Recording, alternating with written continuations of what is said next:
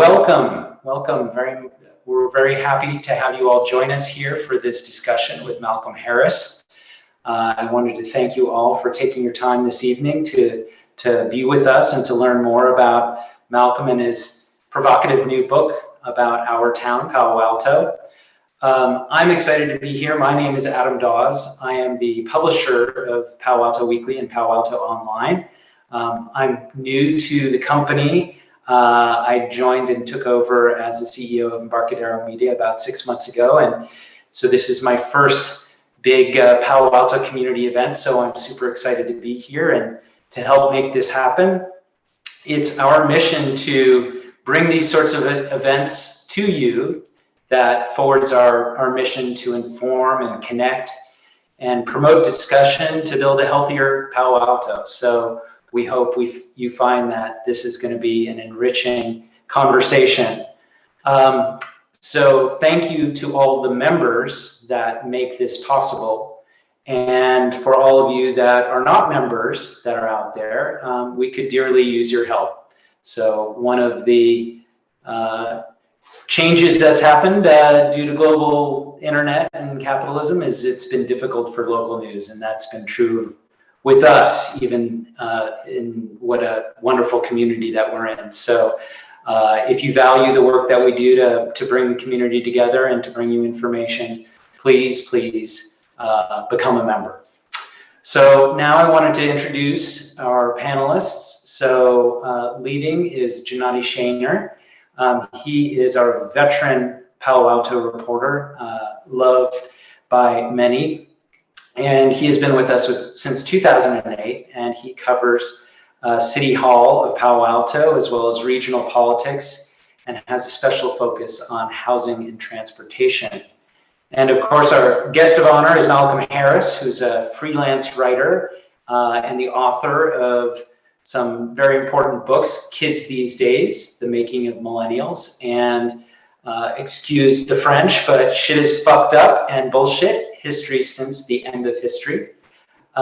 He was born in Santa Cruz, but he spent many years growing up in Palo Alto, attending Palo Alto schools, and he has a degree from the University of Maryland. So with that, let me turn it over to Gennady, and please, looking forward to your great conversation.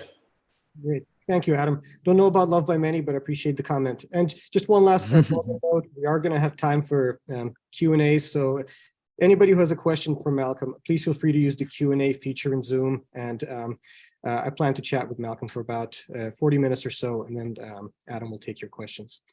So without further ado, I'm thrilled to welcome here Malcolm Harris, whose book, Palo Alto, kept me engaged, informed, and at times enraged in the early days of February. To those who haven't read my story or the many others that have been written about it, it's sweeping in scope, taking you from the early days of the gold rush to almost the present day. And I'd love to get into the many great ideas in this book. But I think the first thing I want to ask you, Malcolm, is about your personal history in Palo Alto, and basically your experiences living here and how your years in Palo Alto helped shape the ideas that form the heart of your book. Just in general, yeah, because it's all there. And when I originally pitched the book, and people should know, I originally pitched it as much more memoir-y than it ended up being. So if you look at the original deal note, which is what they call it in publishing, it says that it's going to be way more memoir-like, and I pitched it very like Joan Didion esque, whatever. And especially for writers in my cohort, that's a good way to access the authority to write historical books like this, is you tell your story intertwined with a historical story. If you don't have a PhD in history, which I don't, then maybe that's how you get to write this kind of book. And very quickly, I pulled a sort of bait and switch on my publisher, which is that the memoir stuff was just not very good, and I didn't want to write it. And it turned out I had so much more history than I originally planned to tell, that I just didn't have space to tell these personal stories, and they looked just honestly kind of silly against this whole story. And so I didn't end up telling the story explicitly that much. But for people who know me, my story and my childhood and my experiences are throughout the book.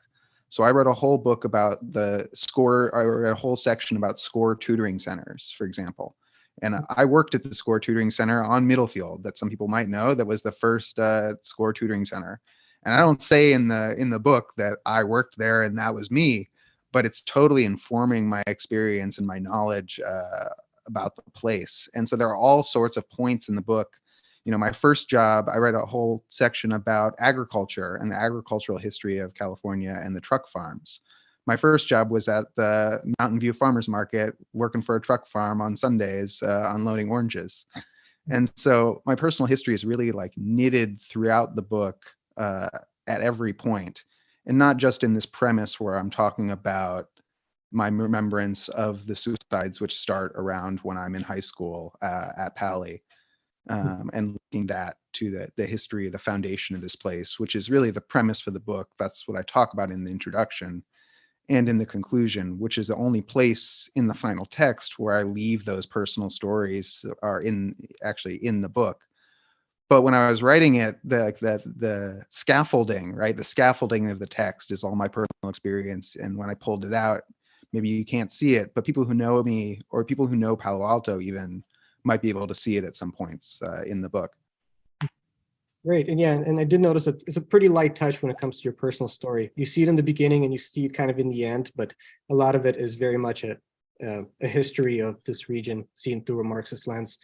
But I want to get into, the main ideas in this book, which is basically your kind of your main point, which is that Palo Alto and Palo Alto system, as you describe it and as Leland Stanford described it, played a huge role in shaping capitalism in California and America and globally. And so I think a good place to start is just describing the origin of this Palo Alto system and how it started from the gold rush to Leland Stanford. And these are very, very broad questions, but I think you spent a lot of time writing about Leland Stanford and the horse farm. And I was hoping you could just, we could start there. Tell us Great. Because about the origin of Palo Alto system. We do start there, right? Palo Alto starts there, and we should start. So I start a little bit. You got to start with the gold rush, and I start with the gold rush because to talk about Anglo-American colonization of Alta California, you got to start with the gold rush. But also to talk about Leland Stanford, you start with the gold rush, not because he was a gold miner, but because he was a shopkeeper, and that's how he made his fortune and eventually becomes the kind of capitalist who can lead this railroad effort. Mm-hmm. But where Palo Alto really emerges is out of these class tensions that get generated by the building of the railroad. Mm-hmm. So in the 1870s, this is a moment of class tension around the world as capitalism really grows and proletarianizes, pushes peasants, out of their fields and into the factories. And Paris famously is taken over by its workers in 1871, and the Paris Commune is instantiated.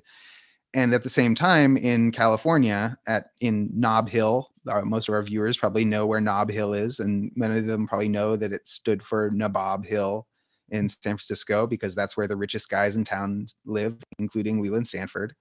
And the workers knew that too. And so the Working Men's Association, in response to his hiring of Chinese workers to build the railroad, would protest outside his house in Nob Hill. And the way he responded, he was kind of blasé about it, but eventually is persuaded to leave town most of the time because there's only so long you want to stay in town if all the angry workers know where you live. And he does what a lot of rich people have done to escape the class tensions in the city, which is move to the suburbs. But there wasn't a suburb for him to move to because they haven't been invented yet. And so he has to invent a suburb to move his family to escape the class tensions that he has also caused. And that's how Palo Alto is established. And so Palo Alto, it grows directly out of the labor tensions created by the building of the railroad. It creates this suburb in Palo Alto where he's going to put his horse breeding efforts, which he'd started in Sacramento.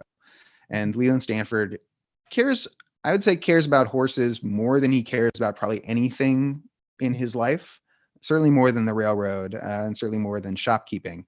And he gets really invested in this idea of horses. And we mostly know these experiments from the Muybridge photos, which are the first moving pictures of all time. And in some ways, for some time, the most famous thing about Palo Alto was that it's the site of these Muybridge photos. Mhm. But the more I read about the stock farm, the Stanford stock farm, where he's raising these trotting horses that get these pictures are taken of and the moving pictures are taken of, the more the Muybridge photos and the moving pictures seem really minor, seem really small, because he's built the biggest horse stock farm in the country, where he is embarking on this scientific project of transforming horse breeding. And horses at this point in history are very, very central technology. They haven't been supplanted by machines yet. And so if you're a high tech means high horse intensity. So California's farms use 3 times as many horses as the average farms in the United States at the time. The farms drove the canals. The farms were the most important military equipment because they were dragging all the cannons and supplies and everything. They did last mile delivery and dragged streetcars, they dragged all the agricultural equipment. Horses were the engines of society, quite literally. And Leland Stanford's plan was, I'm going to increase the value of every horse in the country by $100. And we got 13 million horses, and that's $1.3 billion in value I can bring to this country by transforming the production of horses with science and technology and the science of profit. And it sounds a lot like the sort of disruptive logic that we hear out of Palo Alto now.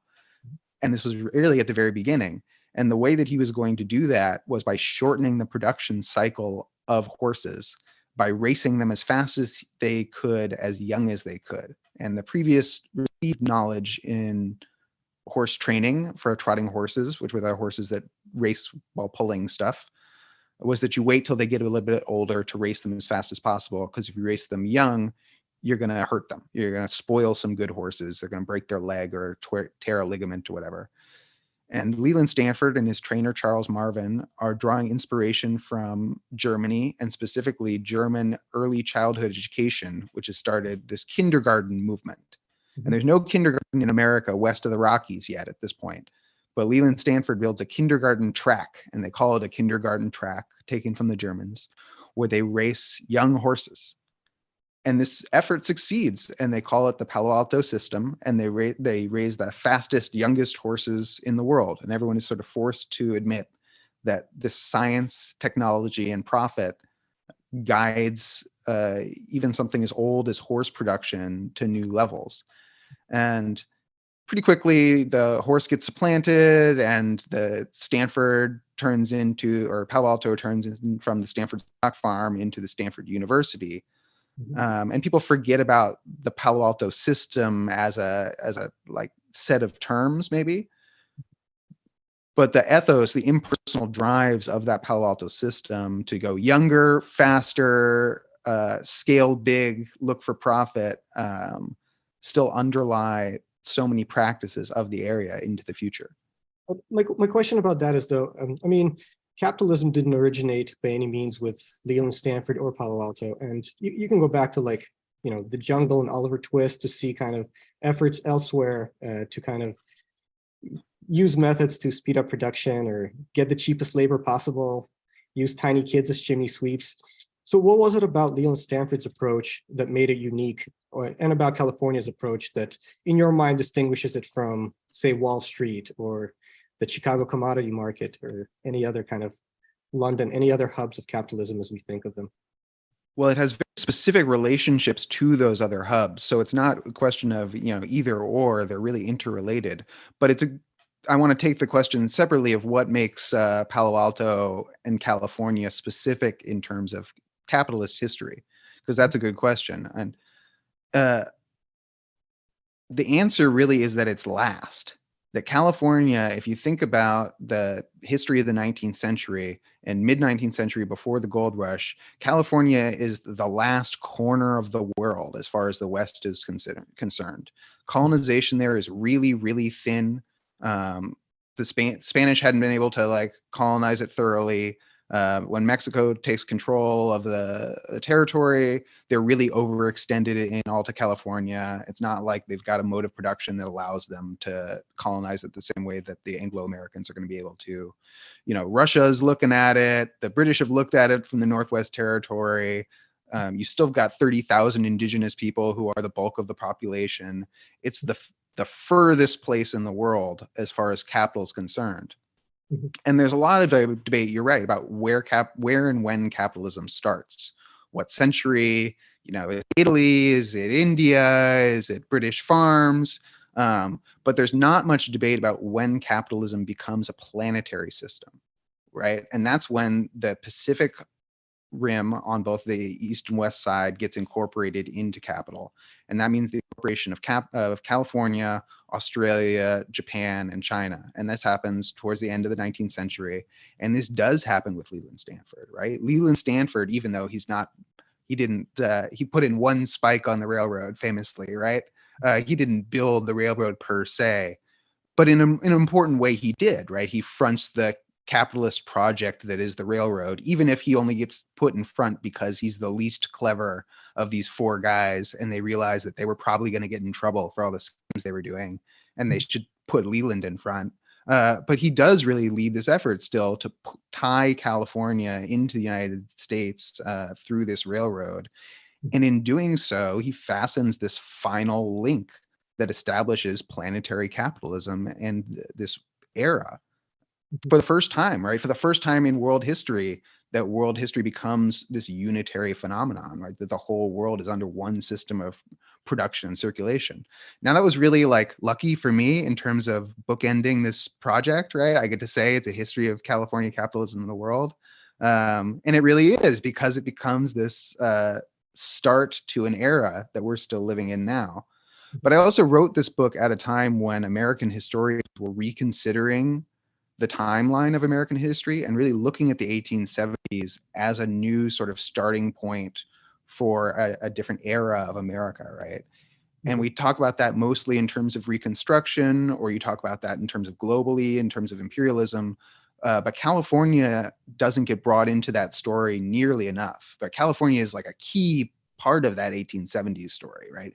If there's a new world or a new country being brought into being at that point, California is key to it. And that's what I start with in the book, is this program from Karl Marx, which maybe I showed my hand a little too early, but he has this great quote where he says, "Someone please tell me something about what's going on in California. This is the most important stuff that's going on in the world."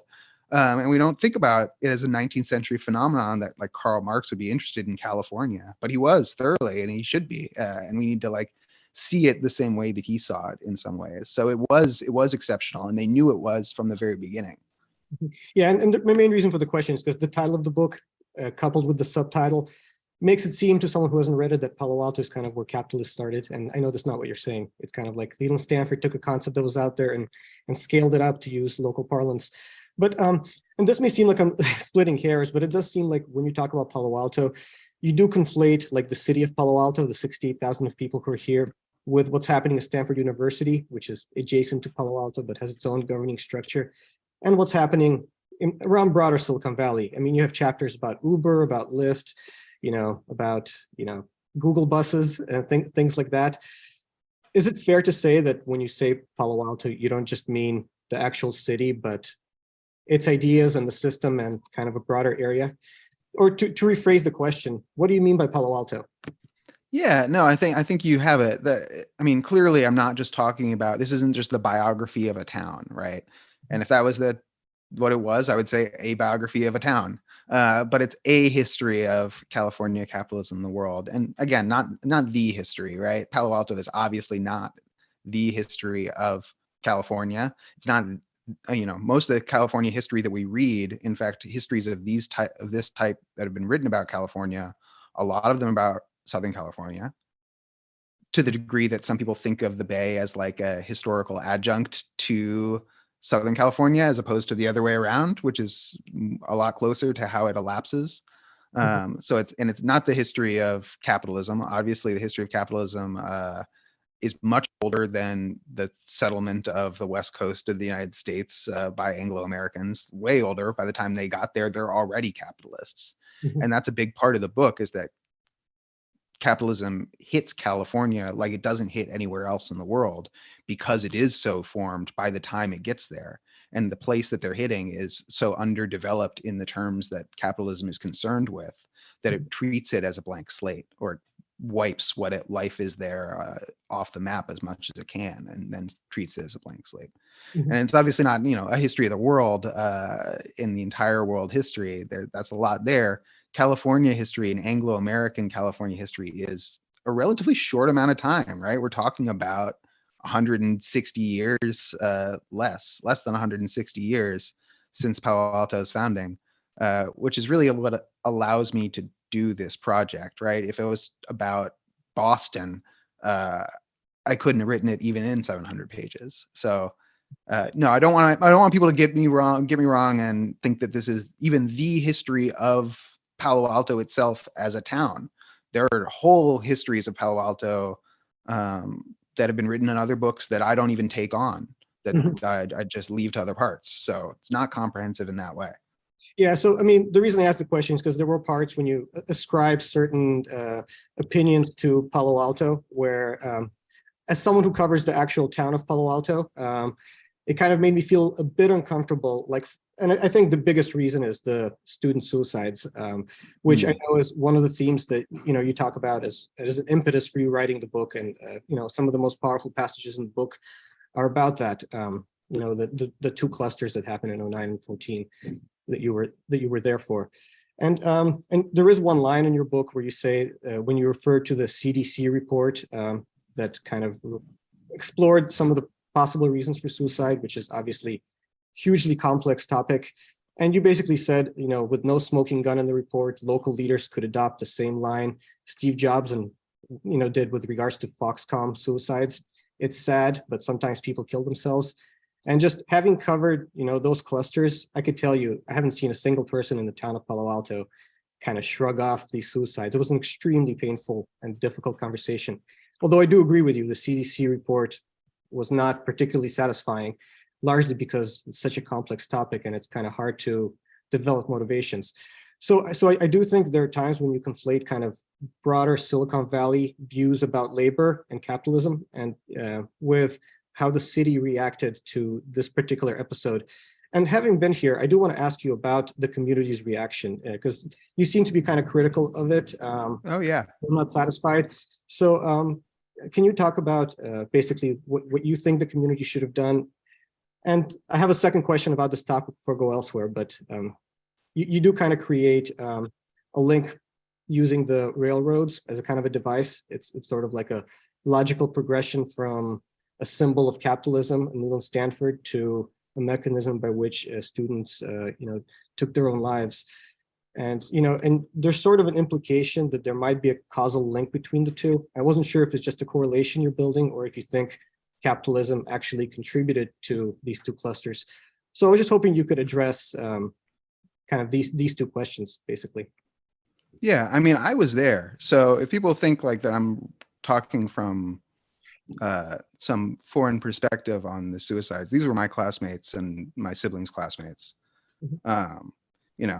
It was my wrestling coach who asked me, like, how well did you really know him, when I told him I had to miss class to go to a classmate's or I had to miss practice to go to a classmate's funeral. So I don't write about it from the outside. I wrote about it definitely from the inside. And I remembered what kind of response the town tried. And I remember the walls we ran into, right? When we were trying to say, let's do homework holidays, right? How do we reduce the pressure on these kids? Because everyone knows what's causing these suicides to a certain degree, right? When we were there, there wasn't a lot of discussion about like what it is about Palo Alto. Everyone could see that kids were under a lot of pressure. And there were immediate moves to try and alleviate that pressure to a certain degree, right? Cancel Zero period was an effort. Gun more recently. But at Pali, we tried, I remember, homework holidays pretty immediately. And they were a joke. Everyone knew they were a joke. from the beginning. We knew that the teachers were trying to get through this exact same amount of material with the exact same amount of time. They'd just give us twice as much homework the day before. And so as a student who experienced the town's response to those suicides, we heard the message loud and clear, right? As those of us who were critical, right? Not everyone thinks the same. I don't want to suggest Pali students or gun students, everyone's response is the same.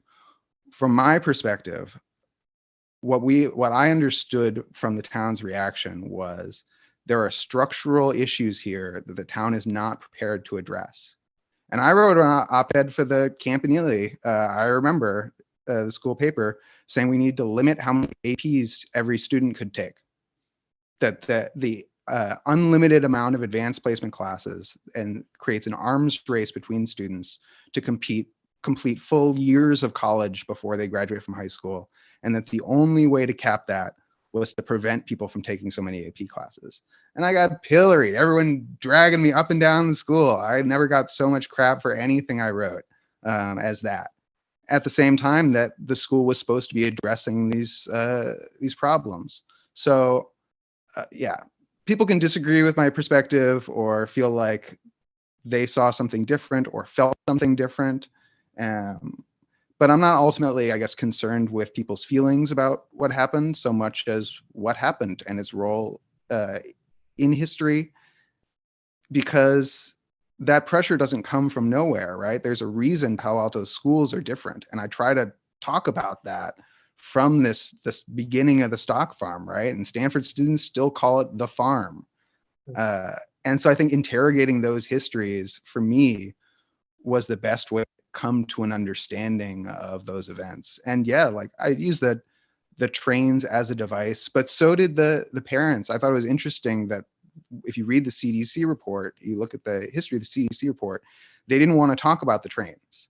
And they said we don't list trains as a method it's not a common enough method of suicide. And honestly, it's not even the central one here. It's not the only one here. We don't need to like make a big deal out of it in the report. And they got huge pushback from particularly the community who said, you have to talk about the trains. And I don't think I think that's because they do mean something, right? There is some historical resonance here. And I talk about haunting, and I use the term haunting, and maybe in a somewhat materialist way or non-materialist way. People can think about it in different ways, but it feels haunted, and it felt haunted to be in the wake of those deaths. Well, thank you for that answer. And you do mention that like Palo Alto has been unable to fix the problem with youth suicides because those youth suicides are already part of the solution, which I interpreted, and you can correct me if I'm wrong, to say that there's really nothing Palo Alto could have done because this is the logical end game of the capitalism that Palo Alto system has ushered in. And if that's the case, then it seems like the community was kind of in a no-win situation. But am I understanding you correctly at that part? Well, I look back to, that's we need to understand this history. And so I look back to the history, I look back to the 50s, and I look back to the building of 101, right? Is that the sin from which we couldn't recover, was the splitting of East Palo Alto off from East Palo Alto, from the rest of Palo Alto? You know, there were proposals by liberals in the era of desegregation, quote unquote desegregation, to split the school district vertically, so that you'd have half of East Palo Alto and half of Palo Alto in one school district, and half of East Palo Alto and half of Palo Alto in another school district. And that was it. That was an integrationist proposal, right? That was a proposal to address the harms of segregation, even in this place where theoretically our schools were never formally segregated. And that was made impossible. That was made impossible in a number of ways. And we know what happened to people in the community. If they don't know what happened to Ravenswood, should read the book and hear how a school got transformed into a shopping center and kids got shipped around the peninsula and made examples of, for the country, of bad kids.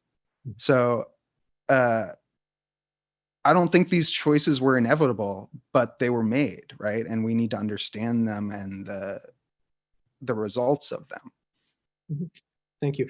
And I know the two main characters, I think, aside from Leland Stanford and the railroad tracks, Herbert Hoover. You can't have Palo Alto system without Herbert Hoover, who I think in this book embodies both kind of being a product of the Palo Alto system and as well as being a champion of Palo Alto system who sort of took it global as a food czar and the president.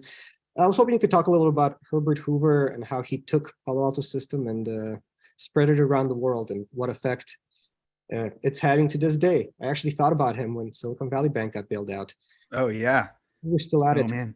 But yeah, so Herbert Hoover, how did he use Palo Alto system? Well, that's a hard one because I gotta watch the clock. I didn't originally plan on writing about Herbert Hoover for nearly as long as I did. This wasn't supposed to be a book about like famous dead presidents or whatever. It wasn't supposed to be that kind of history. And then I run into Herbert Hoover, and he's just such a fascinating guy, and he plays such an important role in the 20th century, just a shockingly important role throughout so much of the 20th century. And so much of it related to Palo Alto that I just found myself writing, dozens of pages about this president. I spent like 2 paragraphs on FDR and just 30 something pages on Herbert Hoover. So he's a member of the first class. Which, by the way, I didn't really expect, because I don't see a lot of people in Palo Alto wearing like Herbert Hoover hats and being into it. Although there is a giant tower that I run past twice a week. Well, and I think if they read this book, some of them might find that they are really the children of Herbert Hoover. I think a lot of in the wake of this bank bailout, a lot of Silicon Valley folks are trying to find ways to articulate what exactly their ideology is. Because people are saying, oh, you said you were a libertarian. How can you be a libertarian if you're for this bank bailout? And they're saying, well, I'm not really a libertarian. Obviously, we need governments for bank bailouts. And what they are is they're a Hooverite associationist. And how Hoover thought the government should be run is a lot how he learned how to run things at Stanford as head of the, Student Athletic Association, whose job was to collect the money from this first Stanford Cal game. He was a member of the first class at Leland Stanford Junior University. He studied mining engineering, and he was mostly really good at getting along with other people and organizing them. And the administrator, even though he's a little academically behind, not the top in his class, he played shortstop for the baseball team for like 5 minutes. Not a great shortstop. They played like the professional San Francisco team and got destroyed. But he was really good at sort of managing stuff. And his professor heard some other students complaining about how Hoover got favoritism. And he says, if I tell Hoover to go to Kamchatka and bring me back a walrus tooth, I won't hear about it again until he's back here with the walrus tooth. And, he was a guy who got stuff done. And so the administration took a real shine to him and promoted him as this mining engineer when he graduates. And he has this sort of Forrest Gump-like career as a mining engineer, where he's going in the west of the United States. He's in Peru. He's in South Africa. He's in Western Australia. He's in Myanmar. He's in Russia. He's in China. It's like whenever there's some colonial power trying to dig up something, they want a California trained engineer because they're the best, college trained engineers, and they get Hoover. Hoover's the guy that they send. But so much of this wasn't just about the scientific practice of mining. It was about finding other ways toward efficiency. That efficiency itself, profit mode, just like Stanford replaced the sort of folk knowledge of horse raising, was replacing the folk knowledge of mining engineering and mining development. And for what that meant for Hoover is, you got a labor problem, I know a labor solution. You get a bunch of guys from China and you get a bunch of guys from Italy, and you take them separate and you pay them different wages, and you increase the amount of hours and you decrease the pay. And that counts as efficiency. That's what mining engineering was. And Hoover was really good at it. And so he goes around the world, and you see labor uprisings sort of follow everywhere that he goes because he's modernizing. And that's what that meant.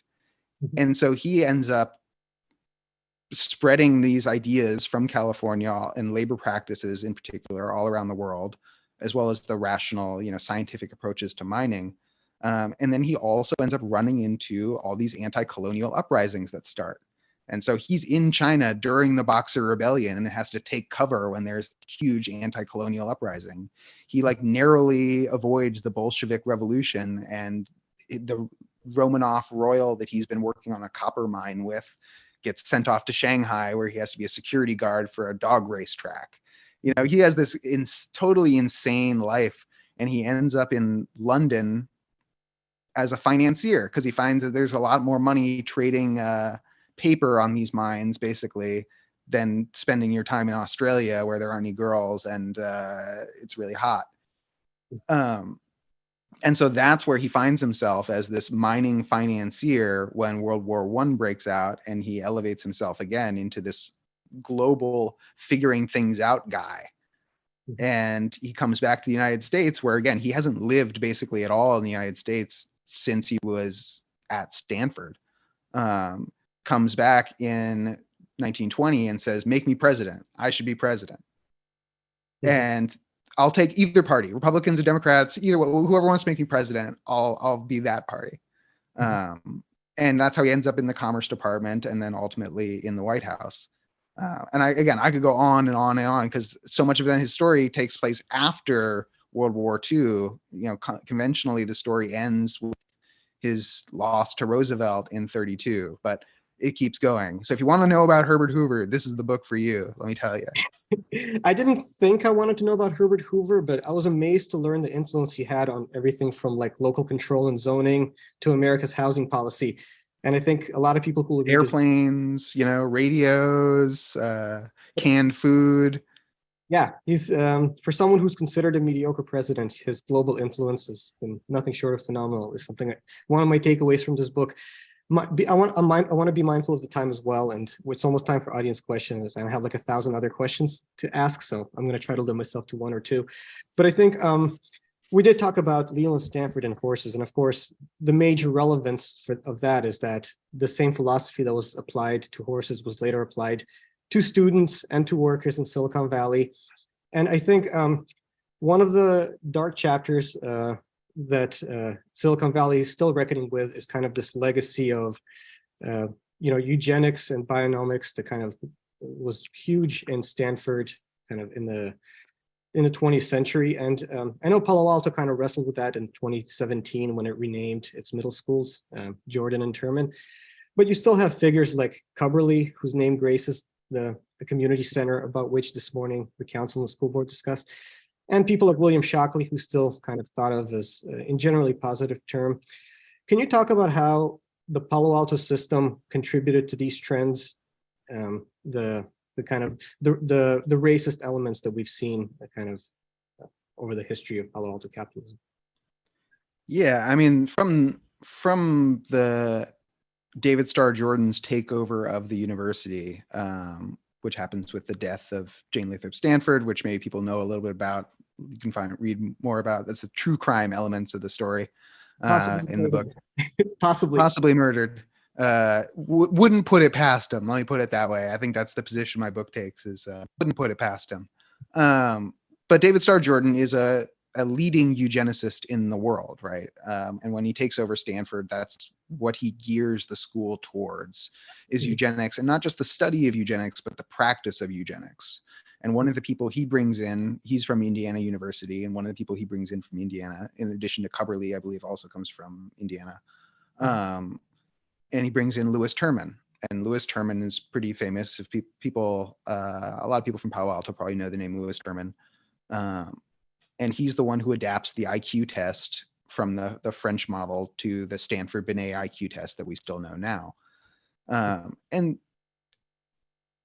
he's like, his students are testing how many Italians are in classes in the Bay Area, and how are the presence of Italians affecting the scores of other students, and how do we segregate the like low scoring Italians who are of a Negroid race away from the other students. And like, that's the kind of, they were still figuring out the racial logic of whiteness at the time. And I write about this in the book, that like, this is being figured out in like the fields and in the courtrooms and throughout California, as well as in the universities. There are Supreme Court cases coming out of California about, are Japanese people white? Are Syrian people white? Are East Indian people white, right? The lines here are being drawn, and they're being drawn largely around these questions of labor and agricultural labor. But the scholars at Stanford are actively involved in this question, as well as on an international scale. And something I don't do in the book, that some people I think have found it sort of easy to do is link Stanford eugenics with Nazi eugenics, because they're happening around the same time, and both groups are involved in some of the same eugenic ideas. And pre-Nazi eugenics, German eugenics that turns into Nazi eugenics by World War II. And what you actually find is that these two ideas are really in conflict with each other. That the California eugenics thinks that they're going, and David Starr Jordan in particular, thinks that you can advance eugenics through peace and through non-imperialism, that you should just cultivate your own Anglo-Saxon garden. While the Germans think that eugenics means that they need to conquer the whole world. Mm-hmm. And the Stanford eugenicist milieu has to come up with, when they realize that they're going to have to fight Germany, they have to come up with a solution, a eugenic solution, a way to win wars without all your best material just being killed on the battlefields of World War I, which is how David Starr Jordan thought about it. He was very worried that war was dysgenic. And so the solution, part of the solution they came up with were these IQ tests, and they applied the IQ tests. They tried to apply them to draftees with the idea that the A students don't go to the front where they're going to get killed. They might stay back at the ROTC at the universities. You put the C students in the trenches with the guns to die. And the F students, maybe the F students shouldn't get guns because maybe they wouldn't do very good in the war. And that this becomes a solution to the dysgenic problem of war. And in the post-war era, at a time where the anti-colonial movement is on the march, and when they're facing global communism, this becomes the solution for how to maintain America's place in the world. And we don't think about that in the same as a connection to the racism, capital R racism of the early 20th centuries, where they're saying Filipinos are so bad, we don't even want them in our country. I don't want to occupy them if we had to. Is David Starr Jordan's position on the Philippines, for example. We don't connect that with the nuclear arms race of the post-war period and the anti-colonial activities the anti-colonial activities that Palo Alto is backing at that point throughout the world, connected to this eugenic project, but it's part and parcel of it. It's the extension of it. And so when you say Palo Alto is dealing with its eugenic past by renaming a couple schools, and then you look online and you see, tech leadership out there talking about all sorts of the same eugenic ideas that we still heard from Shockley, these people who are absolutely still convinced about natural hierarchy. And if you get 2 drinks in them and ask them off the record, apparently have a lot of stuff to say about the order of races that still sounds a lot like it did 100 years ago. Mm-hmm. I think it's much like the suicides, right? You can't deal with the fruit of the tree. You got to deal with the roots of the tree. Of course, not suggesting that Palo Alto dealt with it, but they at the very least tried to. Yeah, no, they acknowledged it and they took a step.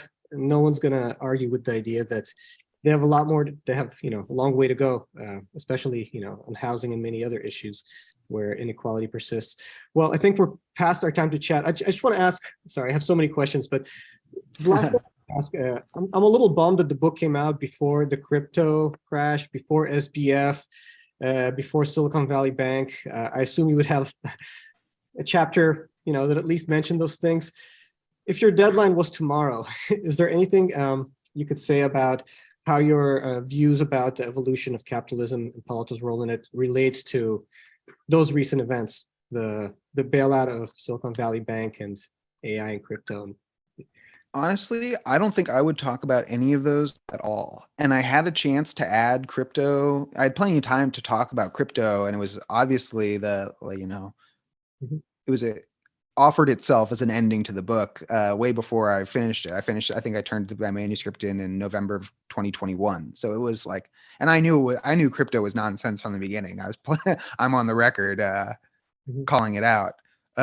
But I find one problem that histories of Silicon Valley have, and I've read at this point a whole lot of them, not all of them, but a lot of them, is that it has this real presentist bias, and you get stuck in whatever the like orientation of the moment when you write it, whatever that is, and it creates sort of a short shelf life for these books. And so even like really good books about Apple, for example, will like, you know, end before Steve Jobs' return, and it's like bad history of Apple, and you're like, well, the whole orientation of this book ends up being totally wrong because the whole history is something completely different now. So I didn't want to be stuck being like, and crypto is the perfect exemplar of this whole history. And then people are like, what's crypto? We don't even remember what that is anymore.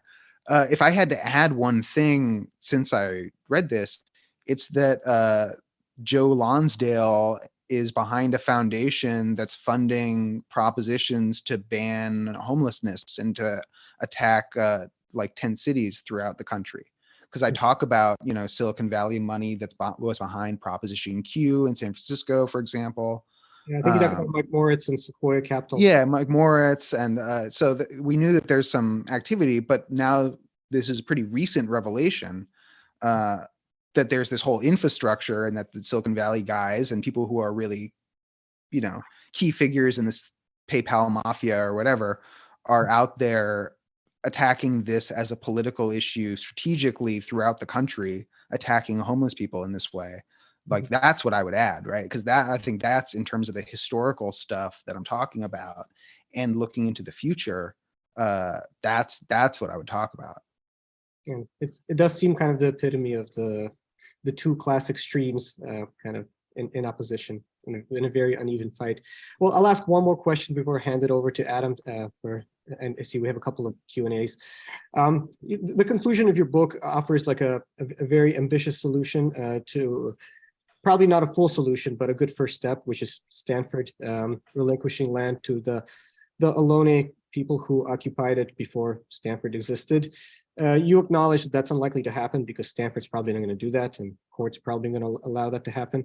So I'm curious, first of all, is there anything that you think Palo Alto or Silicon Valley could do short of that that could be implemented that you think would be you know, a good start towards reversing some of the inequality and some of the racist legacies that we still see kind of today?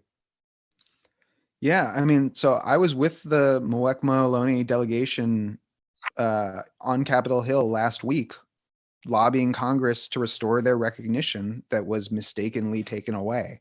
And Stanford supports their claim for recognition. Stanford, of course, acknowledges the Muwekma Ohlone tribe, not just like the Ohlone people or indigenous people generally, but this specific politically constituted tribe of people that has 614 enrollees, all of whom are genetically related to remains that were found in the Bay Area from 2,000 years ago. So these are, you know,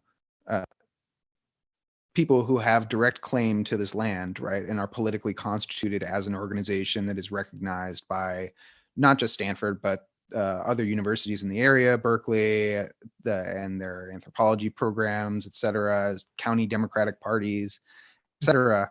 And right now, the Bay Area congressional delegation is withholding the return of their federal recognition, even though they acknowledge that the tribe is who they say they are and that they've been who they say they are. They're withholding, they're trying to horse trade politically on this recognition.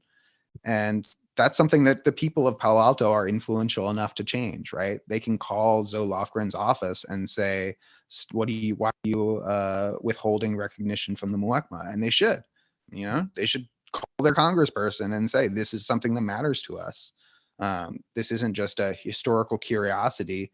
This is future directed, right? We're thinking about what we can learn about this territory into the future.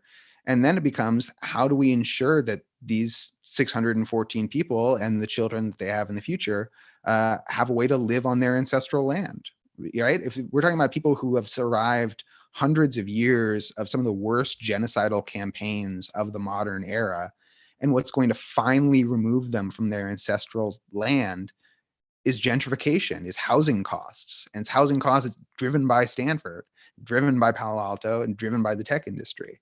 And if Palo Alto wants somebody around, and if Stanford wants somebody around, whether they're, a dentist, whether they're a basketball player, whether they're an archer, whether they're a mathematician, if Stanford wants them around, there's a place for them to live in Palo Alto, right? And so if Stanford wants them around, if Palo Alto wants the Muwekma Ohlone around to live on their ancestral land, as they claim they do, as they, Google Stanford land acknowledgement, then they need to put their money when their mouth is. Then they need to make it happen. And so I think that's and that's a step away from what I talk about in the book, which is the return of all 8,000 acres and tens of billions of dollars. Start with but there are recognition. there are real steps forward that people could take. And when I see people like brush off even that much, it makes me wonder like what the real block is on people's psyche about this stuff. Well, Malcolm, thank you so much. I have so much more I want to ask, but I do want to cede the floor to Adam because I know we do have a few questions and comments in our little Q&A chat. So I'm going to mute myself, but thank you again for being here, for answering the question. And thank you so much for talking with me and for your review. People should go on, and even though it's not all complimentary, people should still go check it out. Very much. Have you ever gotten an all complimentary review? Right? They have to do Can't have their it all. job. They are called critics. I should say all the reviews that Malcolm's book has gotten has been fascinating because it's almost like half of it is about the book and half of it is just watching national media outlets debate the kind of capitalism and the history of capitalism and capitalism today, which I think it's a really fascinating discussion, whatever people think of the book. And on that note, Adam, the floor is yours. Yes, thank you. So we have 3 questions from the crowd. The first one, the story about Hoover is really fascinating. No idea. So more plugs to go learn more about Herbert Hoover. The 2 biggest subjects currently are the bank failures and AI everything. How do these elements track with the Palo Alto system, and what might be the ramifications in your view? So AI, and I think particularly open AI is a great example of the Palo Alto system because Sam Altman is a Stanford sophomore, right? He starts his career as a Stanford dropout, as a Stanford sophomore, starting a social networking company called Looped that was like Foursquare, except it lost to Foursquare. But he was able to portray himself as this super fast young horse. He was the Stanford sophomore. That's who you want running all of your companies. And he's sort of failed up over and over again to this point now where he seems to have accidentally convinced the world that he can spin straw into gold and now has to go with it. Like, I don't think there is much more there to these large language model software companies than there was to crypto in the first place. I sort of switched chronologically because crypto is like should go last because formally it's really neatly nothing. It's like really nothing. But I think the AI bubble that we're seeing, when I see like Coca-Cola to team up with OpenAI, and it's like, to do what? Like, what are you even talking about? It's a lot of advertisement and a lot of like hucksterism. And so I definitely see that in line with this history. The bank bailout is really interesting because it is really goes back to Hoover, and Hoover's famous for not handling the Great Depression particularly well. And so you wouldn't think you'd find solutions there. But he responds with bank bailouts. Like, that's the first thing that they do, that Hoover does as the Reconstruction Finance Corp or whatever, that lends $900 million to these banks. And the way that this bailout, quote unquote bailout, I'm not sure if it's a bailout exactly, was executed, where you got all these capitalists come together, went to the government and said, please help us run our own insurance program. That's just like classic Hooverism. And so I don't think the Silicon Valley guys who called for this bank bailout, who at the same time don't want to forgive student loans and like think everyone else can go to hell, I don't think they're hypocrites at all. I think this is totally in line with this history of an attitude about the government, which is that it should help businesses and never hurt businesses. It exists as a tool of businesses together. So yeah, both definitely in line with this history. Great. How does Condoleezza Rice fit in with this history? Yeah, she's a big part, or she's a big player. She's in the book, I mostly frame her as a deputy of George Shultz, that she is his like trainee and sort of takes over, and now has taken on the Shultz complex at Stanford, which is a very important role in American society and American politics. Really,